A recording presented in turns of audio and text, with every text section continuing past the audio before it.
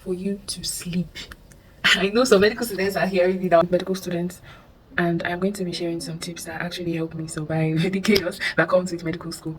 But before I begin, if you are a beginner, if you are an aspiring medical student, you're still in pre-clinicals or you're still on the grind, please follow. I'm going to make this video available for download so you can access it. I'm going to be sharing some tips that are really helpful, what worked for me in pre-clinicals, what didn't work for me in pre-clinicals, and the channels I use and the ones I didn't. Study hard.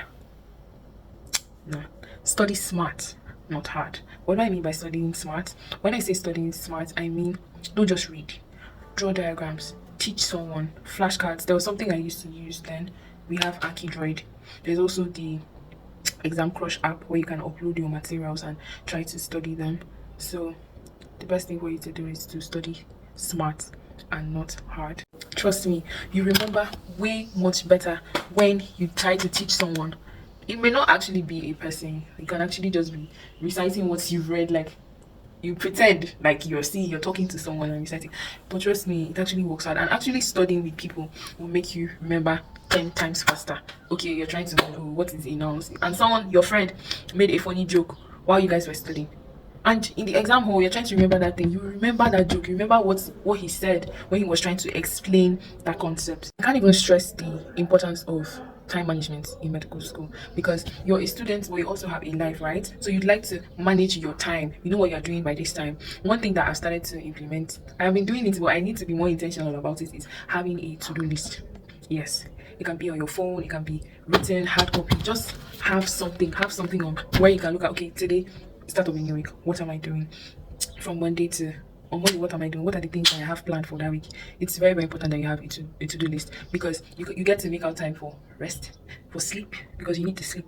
Make out time for rest, make out time for other activities that are not book related, and still make out time to study, to have review sessions. You understand? Short focused sessions beat long distracted hours. That's why a technique that I love so much is called the Pomodoro technique.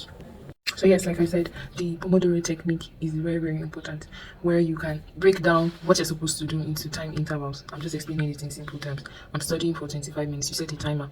When the timer is up, you take a 5 minutes break. Maybe you scroll or you take a walk or something. It really helps.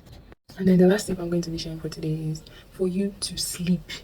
I know some medical students are hearing me now and they're like, when sleep? Try as much as possible to make out time to sleep. That time that you do scrolling, maybe after reading, just pause and say, I need to rest. I have classes tomorrow, I need to rest. So try as much as possible to prioritize self-care, proper sleep. Make sure you're eating good, at least to some extent. I know it's not even easy. You're eating good, you're sleeping right.